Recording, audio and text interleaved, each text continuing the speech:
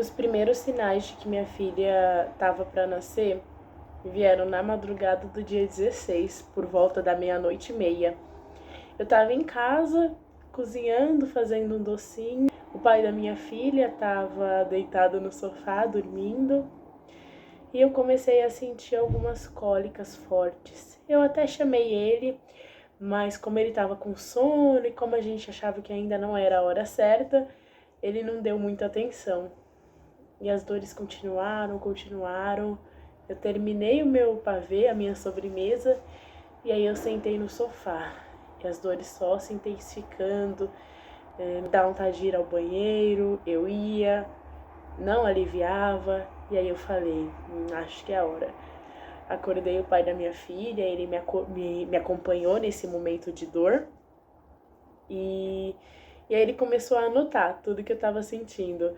Eu lembro que desde o início, as minhas cólicas, né, que eram as contrações, já eram mais ou menos ritmadas. Eram espaçadas, né, era um ritmo longo, mas tinha uma certa estabilidade. Eu lembro que eu sentia dor a cada 10 minutos, né, então via a contração, aí ficava 1 minuto, 1 minuto e meio e passava. E aí era assim. E aí eu passei praticamente a madrugada toda sentindo essas dores. Só que eu escolhi não ir direto para a maternidade porque eu tinha estudado muito na época sobre parto e tudo mais, e eu sabia que até chegar aos 10 centímetros de dilatação, eles fariam você esperar, né, fazer alguns exercícios para relaxar. Então eu optei aguentar o máximo possível em casa para só depois ir na maternidade. Nesse meio tempo que eu estava em casa, meu esposo ligou para a maternidade para eles verificarem o que eles achavam, né, devido ao que eu estava sentindo. Eles até aconselharam a ir lá, eu falei, beleza, vou. Só que, em paralelo, eu tava com sono, gente. Então, em meio dessas dores todas, eu sentia muito sono, eu tava com vontade de dormir. Então, é muito louco pensar que vinha a contração, beleza, aí passava. Quando passava, eu dormia, gente. Porque, como eu falei, era meia-noite, eu não tinha dormido o dia inteiro. Então, dizem que as mulheres geralmente fazem aquela faxinona quando tá chegando a hora que a criança vai nascer. No meu caso, eu tava cozinhando. Tava cozinhando para receber a minha filha. Então, nesse meio tempo das dores, eu dormia. Aí eu lembro que eu acordava com dor, gente. Acordava com dor, aí vinha a contração. E aí, quando passava, eu dormia. E foi assim a madrugada inteira, o início da manhã. Até que mais ou menos às 9:30 da manhã eu não aguentei mais. Eu falei, vamos pra maternidade. Pra quem não sabe, eu tive a minha filha na casa de parto de Sapopemba. E, gente, é tudo pelo SUS, foi tudo gratuito. Nossa, foi um parto dos sonhos. Se vocês quiserem saber um pouco mais como que faz para ter filho lá, quais são os critérios, pode me falar. Se eu não me engano, pelo SUS, em São Paulo, capital, tem 2 casas de parto. Essa de Sapopemba e uma na Zona Sul, acho que Jardim Ângela, algo assim. Qualquer coisa depois eu pesquiso e trago aqui para vocês se quiserem. Mas enfim, eu fui para a casa de parto, cheguei lá, me passaram na frente, fizeram um exame de toque. Eu nunca tinha feito exame de toque na vida. E ó, não é querendo assustar as gravidinhas não, mas trem dói, viu, gente? Nossa senhora, trem dói. Aí fizeram o exame de toque e pasmem, eu tava com 6 centímetros de dilatação. E aí já me internaram, me levaram pro quarto. E olha, era um quarto assim bem equipado só pra mim. Tinha bola de pilates para fazer aqueles exercícios, né, para induzir o parto. Tinha banheira com água aquecida, um chuveiro privativo, aqueles banquinhos assim bem baixinhos que eu esqueci o nome. Aqueles banquinhos bem baixinhos, se você quiser ter aquele parto por lá, fora cama, né, poltronas. Então era um local muito equipado, muito aconchegante. E aí eu lembro que a princípio eu tentei tomar um banho relaxante na banheira, só que aí pelas dores eu não conseguia. A única coisa que eu queria fazer era dormir e ficar deitada, gente, porque a única coisa que eu tinha vontade era dormir e ficar deitada. Só que a dor me impedia, né? E aí eu lembro que o pai da minha filha falava pra eu tomar um banho, tentar ouvir uma música, que lá tinha um radinho também, tentar comer algo, porque eu também não tinha comido nada, e nossa, eu só ficava estressada. Quanto mais ele me oferecia, mais estressada eu ficava, gente. Não sei se outras mamães já passaram por isso. Caso tenham passado, comentem aí embaixo. Mas eu ficava estressada com qualquer coisa que ele vinha me oferecer. Eu queria só ficar em silêncio, queria que minha filha nascesse e a dor passasse. E aí foi dando seguimento. E também colocaram um negocinho na minha barriga, que é o cardiotoco. Se eu não me engano, é pra acompanhar a frequência cardíaca do bebê, ver se tá tudo bem, se dá pra dar seguimento ao parto natural.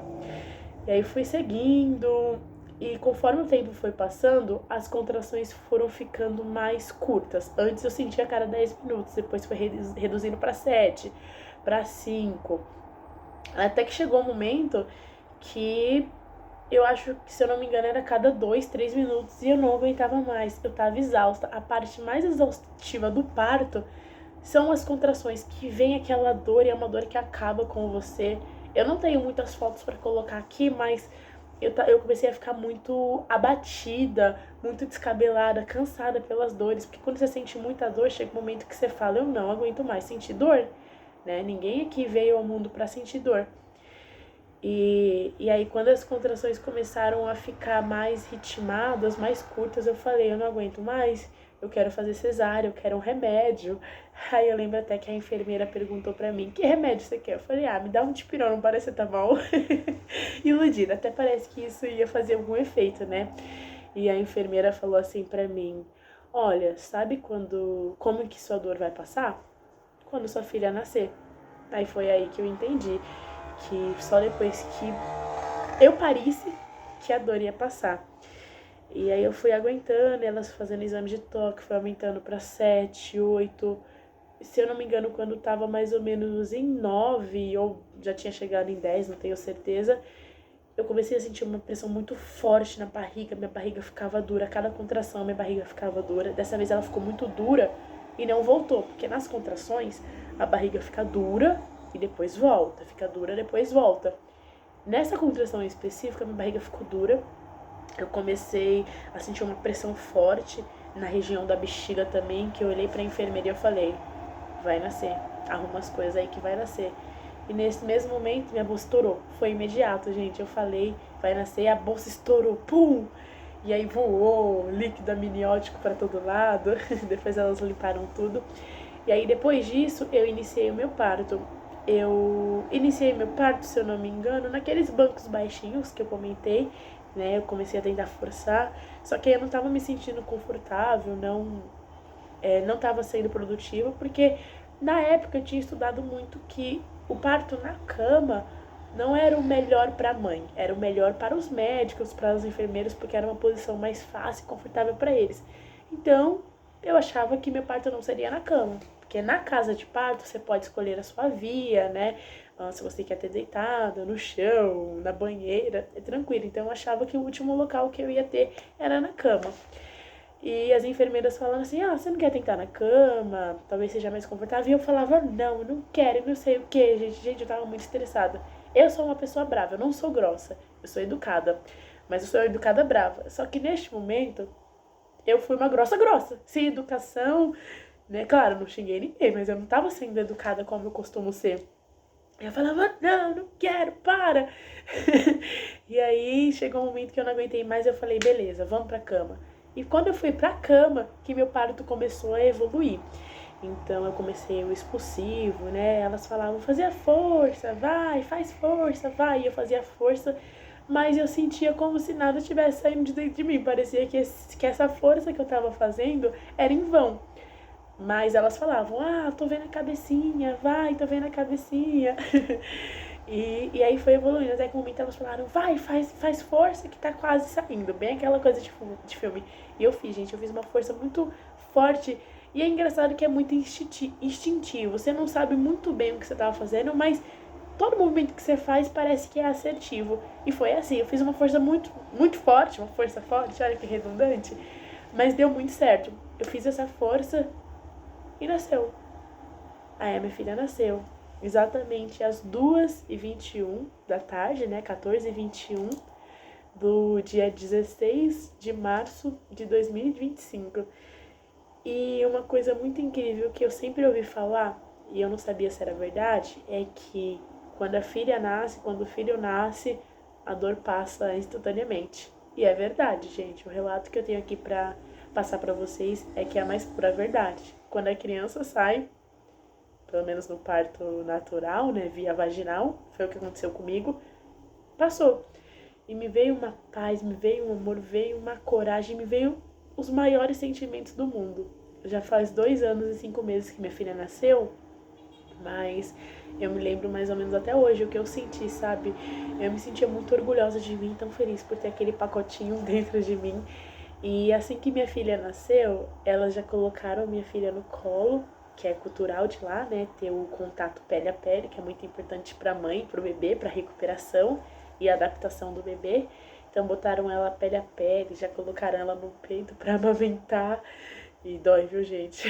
Se quiserem também eu faço um outro vídeo falando sobre a amamentação, algumas dicas, a minha experiência. Mas sinceramente foi uma experiência muito linda, uma experiência única. Eu super teria um outro filho por essa experiência de gravidez, de parto, porque foi muito gostoso. Embora sofrido, né, doloroso, cansativo, foi muito gostoso. Mas o fator cultural, as responsabilidades que uma mãe tem e a responsabilidade de criar, né, uma criança, um ser humano para o mundo é muito difícil. E as coisas que você tem que abrir mão para poder dar uma qualidade de vida para o seu filho, estar presente na vida dele, e também no quesito profissional, que às vezes você acaba tendo que abrir mão da sua carreira. Por este motivo eu não teria. Mas se for pensar pelo lado da natureza mesmo, né, via de parto, experiência de ter um ser crescendo dentro de você, uma criança te chamando de mãe, com certeza eu teria. E é isso, gente, esse foi o meu relato. Ah, só para finalizar, eu tive também laceração, mas bem pouquinho, que é quando machuca, né, um pouquinho pela força que você faz.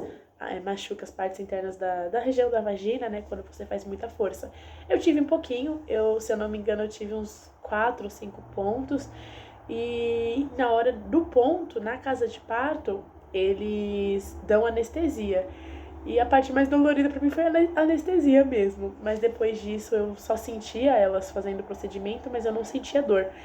E esses pontos, depois de um tempo, de algumas semanas, eles caem naturalmente. Você não precisa retornar lá pra retirar os pontos. Somente pra ver o acompanhamento, ver se você tá se recuperando bem e tudo mais. Mas em relação ao ponto, não precisa retornar pra tirar.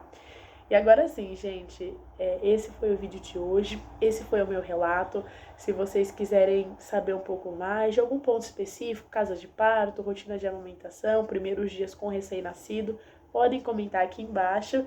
Se gostarem se tiverem gostado do vídeo, comentem aqui que eu quero trazer muito conteúdo para vocês, tá bom? Obrigada por terem assistido e até o próximo. Tchau, tchau!